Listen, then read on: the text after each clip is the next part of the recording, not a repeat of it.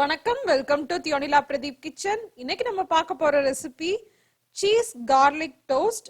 இது ஒரு குயிக்கா 5 மினிட்ஸ்ல பண்ணக்கூடிய பிரேக்ஃபாஸ்ட். நல்ல ஃபில்லிங்காவே இருக்கும். இப்போ இது எப்படி பண்றதுன்னு பார்க்கலாம்.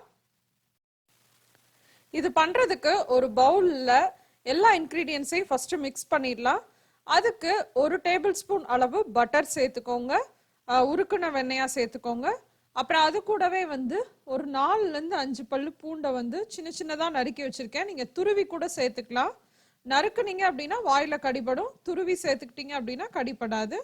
அடுத்து இதுல ஒரு 2.5 டேபிள் ஸ்பூன் அளவு சீஸ் சேர்த்துக்கிறேன். நான் மொசரல்லா சீஸ் சேர்த்துருக்கேன். நீங்க எந்த சீஸ் வேணாலும் சேர்த்துக்கலாம். அப்புறம் இது கூட பாத்தீங்கன்னா நான் 1 டேபிள் ஸ்பூன் அளவு பார்ஸ்லே சேர்த்துருக்கேன். இதுக்கு பதிலா நம்ம ஊரு கொத்தமல்லி கூட நீங்க சேர்த்துக்கலாம். இட்டாலியன் ஃப்ளேவர் கொடுக்கறதுக்காக நான் இட்டாலியன் சீசனிங் ஆட் பண்ணியிருக்கேன். உங்கள்கிட்ட இல்லை அப்படின்னா எந்த சீசனிங் உங்கள்கிட்ட இருக்கோ அதை ஆட் பண்ணிக்கலாம். நீங்க ஆரிகானோ ஆட் பண்ணலாம், பீஸா சீசனிங் ஆட் பண்ணலாம். அப்படி எதுவுமே இல்லைனாலும் நம்ம ஒரு கரம் மசாலா சேர்த்துட்டீங்க அப்படின்னா அதுவே ஒரு நல்ல ஃப்ளேவராக தான் இருக்கும். இதோட லிங்க் கீழே டிஸ்கிரிப்ஷன்ல கொடுக்குறேன். உங்களுக்கு வாங்கணும் அப்படின்னா நீங்க அதை கிளிக் பண்ணி கூட வாங்கிக்கலாம்.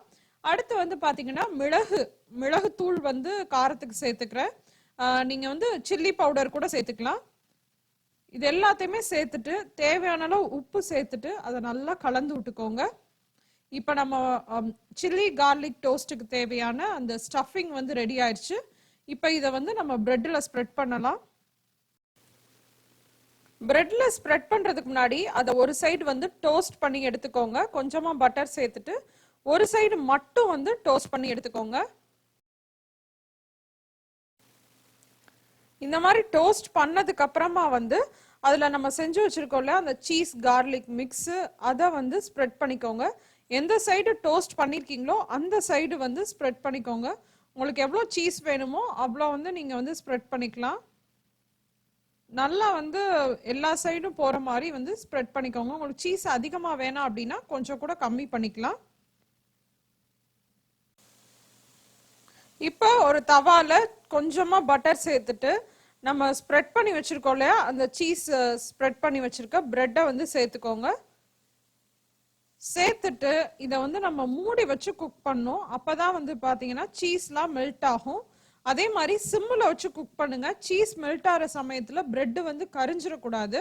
அதனால சிம்மில் வச்சுட்டு ஒரு 3ல இருந்து 4 நிமிஷத்துக்கு அப்படியே மூடி வச்சிருங்க. நல்லா பிரெட் நல்லா மொறுமொறுன்னு டோஸ்ட் ஆகி ரொம்ப சூப்பரா சீஸ் கார்லிக் டோஸ்ட் ரெடி ஆயிருக்கும்.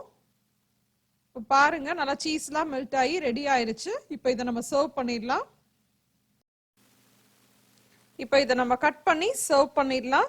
சுவையான சீஸ் கார்லிக் டோஸ்ட் ரெடி ஆயிருச்சு. கண்டிப்பா இந்த ரெசிபியை வீட்டில் ட்ரை பண்ணி பார்த்துட்டு எப்படி இருந்துச்சு அப்படின்ற உங்க கமெண்ட்ஸையும் ஃபீட்பேக்ஸையும் மறக்காம என் கூட ஷேர் பண்ணிக்கோங்க. இந்த ரெசிபி உங்களுக்கு பிடிச்சிருந்துச்சுன்னா லைக் பண்ணி ஷேர் பண்ணுங்க. இன்னொரு இன்ட்ரெஸ்டிங்கான ரெசிபியோட உங்க எல்லாரையும் சந்திக்கிறேன். அதுவரை உங்களிடமிருந்து விடைபெறுவது உங்கள் தியோனிலா பிரதீப். தேங்க்யூ.